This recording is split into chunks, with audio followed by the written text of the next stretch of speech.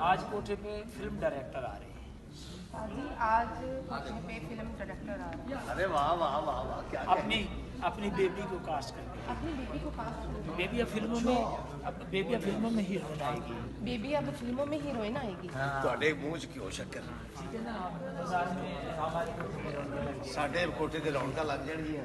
ਅਸੀਂ ਵੀ ਗਰੇਲੇ ਗੋਸ਼ਤ ਖਾਵਾਂਗੇ, ਬਾਰਬੀਕਿਊ ਖਾਵਾਂਗੇ, ਗ੍ਰਿਲ ਮੱਛੀ ਖਾਵਾਂਗੇ, ਵੱਡੀ ਗੱਡੀ ਲਵਾਂਗੇ ਜਿਹੜੀ ਛੋਟਾ ਮੋੜ ਹੀ ਨਹੀਂ ਮੁੜਦੀ। ਅਸੀਂ ਤਿੰਨ ਸੂਟ ਇਕੱਠੇ ਪਾ ਕੇ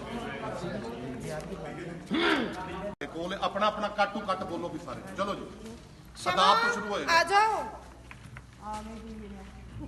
ਅਦਾਬ ਹੁਣ ਮੈਨੂੰ ਨਹੀਂ ਪਤਾ, ਮੈਂ ਸਿੱਧੇ ਕਹਾਂਗੀ ਅਦਾਬ। ਮੈਨੂੰ ਥੋੜੀ ਪਤਾ ਕਿ ਇਹੀ ਹੈ ਜਿਹੜੇ ਬੰਦਿਆਂ ਚ ਦੱਸਣਗੇ। ਸਾਡੀ ਫਿਲਮ ਇੰਡਸਟਰੀ ਦੇ ਫਰਾਜ਼ ਸਾਹਿਬ। ਆਦਾਬ।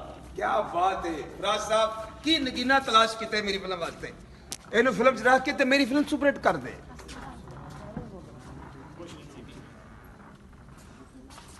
मेरी खुशनसीबी मैं आप मेरे सामने हैं, आपकी बहुत सारी फिल्में देखी हैं मैंने, आपका बहुत बड़ा नाम है, आपकी बहुत सारी फिल्में देखी हैं ਇਹ मैंने। ਨਾਰਮਲ ਫਿਕਰ ਹੈ, ਯਾਨੀ ਕਿ ਅਸੀਂ ਜਦੋਂ ਵੀ ਸਾਨੂੰ ਫਰਜ਼ ਕਰੋ ਸੂਦੀ ਭੱਟ ਆਇਆ, ਇਹ ਜੀ ਇਹ ਸੂਦੀ ਭੱਟ ਸਾਹਿਬ, ਉਹ ਮੈਂ ਇਹਨਾਂ ਦੀਆਂ ਬੜੀਆਂ ਫਿਲਮਾਂ ਦੇਖੀਆਂ, ਬੜੀਆਂ ਅੱਛੀਆਂ ਫਿਲਮਾਂ ਬਣਾਉਂਦੇ। ਇਹ डोंट वरी हो जाएगा।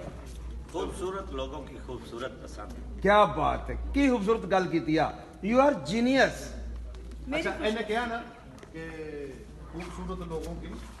उसके बाद ये उसमें आना दोबारा फराज की दूसरी एंट्री। उसके बाद ये हमारा सीन ये काफी ड्रामा चल गए हैं, पहले एक दो सीन चले हैं, उसके बाद ये जी। अब कोई अपने जैसा खूबसूरत गीत सुना दो। फराज साहब आपने तारुफ नहीं कराया कि आपके साथ ये कौन है, लड़की कौन है? दीवानी है मेरी असिस्टेंट डायरेक्टर और शायरा भी है। ਤੁਹਾਨੂੰ ਕੱਲ लगता ਦੱਸਣਾ है कि दीवानी ये को मैं मेहंदी वाले पसंद हाथी नहीं राइटर आई। भी है, याद रखना। लगता है कि दीवानी को मैं पसंद नहीं या मेरा गाना पसंद नहीं आया। नहीं नहीं ऐसी कोई बात नहीं है। दीवानी बताओ। दीवानी बताओ तुम्हें क्षमा कैसी लगती है? धोखा हमेशा खूबसूरत होता है फराज साहब। अगर मेरी खूबसूरती से आप जल गई हैं तो इस शर्मीले का हाँ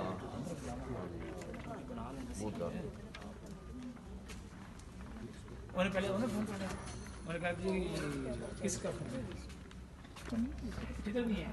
बिल्लो बिल्लो आप आए। जी आ रहे। कुछ देख के दीवानी मस्तानी का दिल एक तवाइफ के कोठे जैसा हो गया। 2 टके की मुलाजमा, बकवास बंद करो।